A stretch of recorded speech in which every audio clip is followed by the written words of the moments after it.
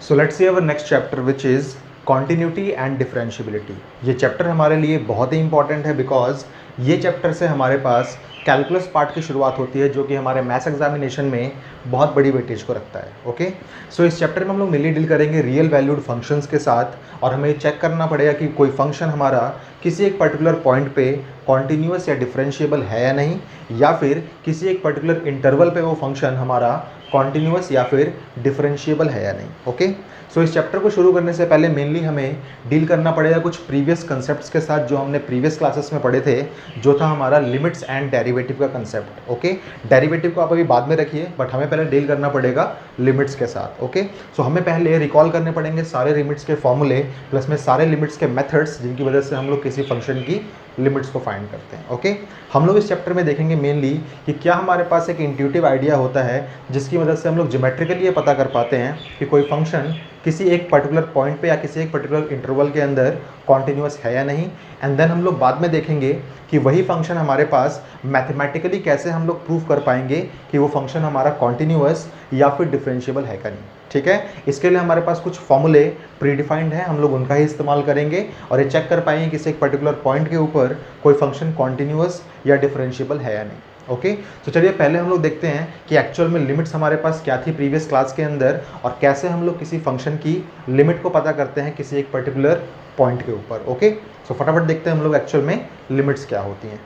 So let's quickly recapitulate जो हमने 11th class में पढ़ा था लिमिट्स के बारे में। तो आप सबको पता है कि लिमिट हमारे पास किसी एक पर्टिकुलर फंक्शन की होती है। जैसे मान लीजिए हमारे पास एक फंक्शन है f(x), ठीक है, और ये फंक्शन हमारे पास 1 पे इतना वैल्यू दे रहा है आपको, 2 पे वैल्यू इसकी इतनी आ रही है मान लीजिए, 3 पे मान लीजिए इसकी वैल्यू इतनी आ रही है और 4 पे इसकी वैल्यू मान लीजिए इतनी आ रही है आपके पास। और ये वैल्यूज़ आपके पास मान लीजिए हैं 1, 2, 3 and let's say 6। Okay, then ध्यान से देखिए, जब कभी भी आपका कभी लिमिट निकालनी हो आप लोगों को तो आप किसी एक वेरिएबल को जो कि आपका इंडिपेंडेंट वेरिएबल होता है उसको आप अप्रोच कराते हैं किसी वैल्यू की तरफ एंड देन आप लोग ये इवेल्युएट करते हैं कि आपका फंक्शन आपको किस तरफ लेके जा रहा है, यानी कि उसका आउटपुट आपको किस तरफ लेके जा रहा है। तो मान लीजिए आपके पास ये y = f(x) का एक फंक्शन है। इस f(x) में आपके पास कोई भी एक डेफिनेशन है जिसके अकॉर्डिंग अगर मान लीजिए आपने x के अंदर पुट किया 3.1 तो माना आपने ऐसा कि आपका जो आंसर आ रहा है y का वो मान लीजिए 5.1 आ रहा है, ऐसा आप अज्यूम कीजिए थोड़े टाइम के लिए। एंड देन x = 3.2 के लिए आपके y का आंसर आ रहा है 5.2। सिमिलरली x = 3.9 के लिए आपको y जो ऑब्टेन हो रहा है वो हो रहा है 5.9। x = 3.99 के लिए आपका जो y ऑब्टेन हो रहा है आपको वो आ रहा है 5.99। सिमिलरली x = 3.9999 के लिए आपका जो y ऑब्टेन आपका हो रहा है वो हो रहा है 5.9999। तो आपने एक चीज़ क्या ऑब्जर्व करी, जैसे जैसे आपका x बढ़ते बढ़ते 4 की तरफ जा रहा है वैसे वैसे आपका y एक्चुअल में बढ़ते बढ़ते 6 की तरफ जा रहा है। तो आप ये बोल सकते हैं कि इस फंक्शन की लिमिट जब x टेंड्स टू 4 है और आपका मान लीजिए यहाँ फंक्शन है तो वो आपको वैल्यू कितनी दे रहा है, वो आपको वैल्यू दे रहा है 6। ऑल्दो ये वैल्यू जो हमने निकाली है वो लेफ्ट हैंड साइड से अप्रोच करके निकाली है इसको। मान लीजिए कि हम लोग राइट हैंड साइड से आते तो हम क्या देखते, मान लीजिए कि आपके पास लिखा होता है x = 4.9। x = 4.9 पे आपका जो y का आंसर ऑब्टेन हो रहा है आपको वो ऑब्टेन हो रहा है 5.9। Okay, we can say 6.9। Okay, 6.9 obtain हो रहा है। देन x = आपके पास अगर 4.8 हो तो y का आंसर आपको ऑब्टेन हो रहा है 6.8। एंड देन x = 4.7 के लिए y का आंसर आपको ऑब्टेन होगा 6.7। ऐसा जूम कीजिए बस आप लोग, मैंने कोई फंक्शन लिखा है यहाँ पे, उस फंक्शन में ये वैल्यूज पुट करने के बाद आपको ये चीज़ें ऑब्टेन हो रही है, ऐसा जूम कीजिए आप लोग, ठीक है।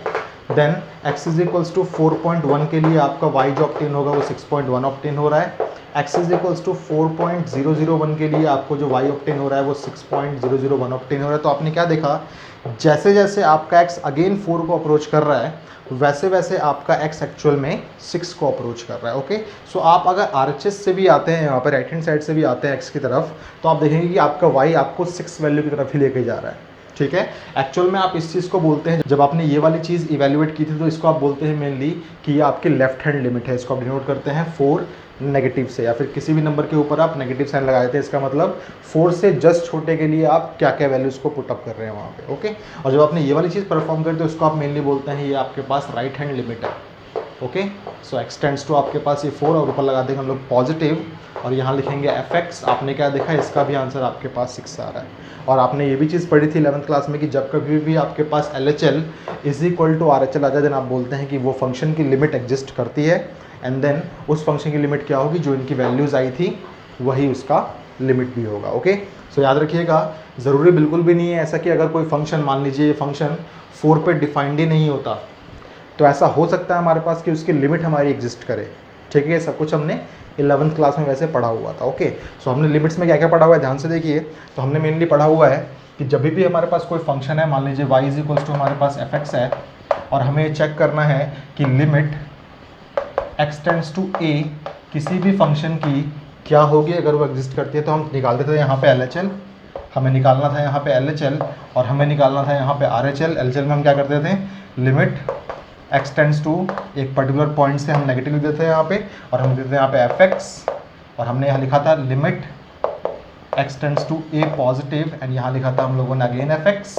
एंड देन हम लोगों ने देखा था कि इस a से जस्ट छोटे के लिए इस फंक्शन की मेनली डेफिनेशन क्या है आप लोगों के पास। तो ज़रूरी नहीं है बिल्कुल भी ऐसा कि इस फंक्शन की आपके पास सिर्फ एक ही डेफिनेशन हो। हम लोगों ने इस टाइप के क्वेश्चंस भी किए थे जहाँ पे हमारे पास एक फंक्शन की एक से ज़्यादा डेफिनेशन हो सकती है depending upon some conditions. Okay. So ये चीज़ हमारे यहाँ काम आती है। आप देखेंगे कि a से जस्ट छोटे के लिए आपका फंक्शन कौन सी डेफिनेशन को फॉलो कर रहा है, उस डेफिनेशन को आप लोग नोट डाउन कर देंगे यहाँ पे नेक्स्ट स्टेप के अंदर, limit x tends to a negative, and then वो फंक्शन की डेफिनेशन। सिमिलरली आप यहाँ लिख देंगे limit x tends to a positive. आप देखेंगे कि कोई नंबर a है आपके पास, उससे जस्ट बड़े नंबर के लिए आपका फंक्शन कौन सी डेफिनेशन को फॉलो करता है, एंड देन आप लोग उस डेफिनेशन को नोट डाउन कर देंगे यहाँ पे। एंड देन आपका मेन काम क्या होगा, इस नंबर को आप पुट करके देखिए इसके अंदर कि आपके पास कोई एक वैल्यू मिल रही है कि नहीं मिल रही। अगर आपके पास कोई वैल्यू मिलती है देन वही उसकी LHL या फिर वही उसकी RHL होगी।